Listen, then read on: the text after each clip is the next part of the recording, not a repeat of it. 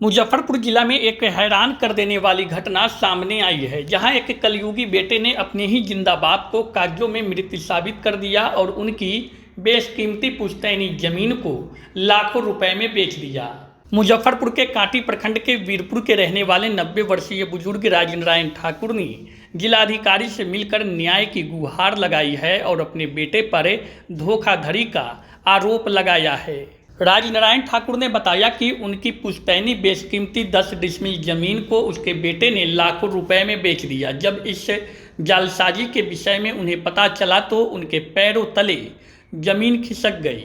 29 जुलाई को मोतीपुर रजिस्ट्री कार्यालय में दिलीप ठाकुर ने एक व्यक्ति के नाम जमीन रजिस्ट्री की है, जिसमें सबसे चौंकाने वाली बात यह है कि रजिस्ट्री के दस्तावेजों में उसने अपने पिता राजनारायण ठाकुर को मृत दर्शाया है। इस धोखाधड़ी के मामले को लेकर राजनारायण ठाकुर जिलाधिकारी से गुहार लगाने पहुंचे। 90 वर्षीय बुजुर्ग के आंखों में आंसू, आवाज में दर्द के साथ उन्होंने अपनी पीड़ा बताई। उन्होंने कहा कि तकलीफ तो बहुत है, क्या कहें, अब तो कोई पूछता नहीं है, न खाना देता है। अपने संतान से धोखा खाए बुजुर्ग उम्र के जिस दहलीज पर है, उसके बावजूद बेटे की धोखेबाजी ने उन्हें अंदर से पूरी तरह से तोड़ दिया है।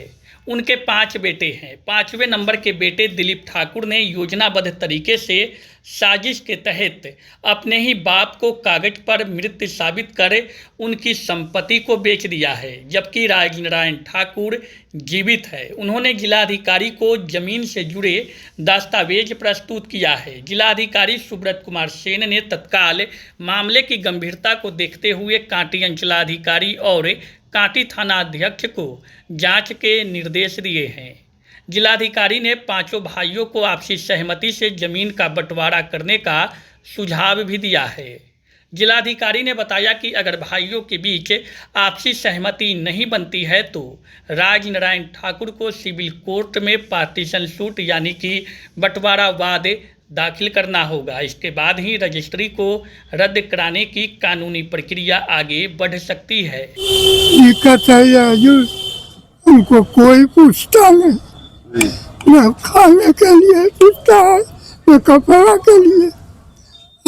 एगो ये पोता दो आदमी हमला की देखता है तो वो रहता है पर फौजी में यहाँ से बेटा सा चुप पे आता और जमीन बेच के घसक लेता। कौन बेटा जमीन बेच के घसक लेता है?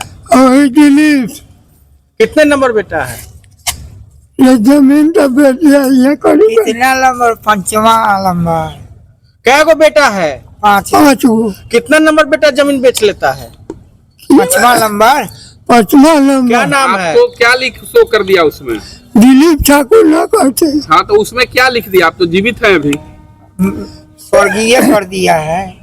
तो हमरा उसका कपड़ा लत्ता भी नहीं देता। हमरा दिक्कत है बहुत कुछ, लेकिन कहे क्या। बेटा क्या किया है? बेटा की जमीन बेच लिया। हाँ। चुपे आके क्या बोला? उसमें आप जीवित हैं? हम तो बेटा न किया, चुपे शाहबाजपुर से रह जाता है। नहीं सब ना बोला ना को साबित कर। और आप जिंदा है? हाँ, हम जिंदा। क्या नाम हुआ आपका? हमारा नाम राजनारायण ठाकुर है। आवेदन उन्होंने दिया है। ये उन्होंने बताया कि उनके बेटे के द्वारा जमीन जो है वो बेच दी जा रही है और उनके दूसरे बेटे और पोते यहाँ आकर के जो वृद्ध व्यक्ति हैं उनको लेकर के आए थे। तो इसमें मैंने सीओ और एसएचओ को बोला है कि जांच करके रिपोर्ट देने के लिए, और मैंने सुझाव भी दिया है कि सभी भाइयों के बीच, मतलब उनके जितने भी बेटे हैं, संभवतः 5 बेटे हैं परिवार में जो आवेदन में लिखा हुआ था, सभी लोग बंटवारा भी कर लें आपसी सहमति से। बहुत आसान है, 100 रुपये के स्टैम्प पेपर पर उसका शुल्क ही है 100 रुपये, आसानी से किया जा सकता है।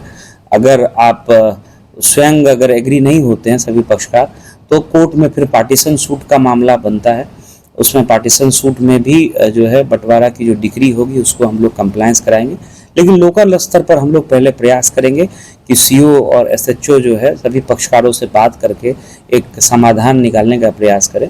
तो ये हम लोगों ने उनको बता दिया है। और जो लीगल पोजीशन है कि अगर कोई केवाला हो गया है, डीड एग्जीक्यूट हो गया है, तो फिर उसमें सिविल कोर्ट से जो है वाद दायर करके उसमें रिलीफ लेना होता है, उसको रद्द कराना होता है। तो ये भी मैंने उनको बता दिया है और स्थानीय स्तर पर सीओ SHO को मैंने जांच के लिए आवेदन पत्र को भेज दिया है। शादी का फर्नीचर सेट 34,500 से स्टार्ट। AFZ फर्नीचर के ऑफिशियल यूट्यूब चैनल पर विजिट करिए विशेष जानकारी के लिए और परचेज करिए बिहार के सबसे बड़े शोरूम से।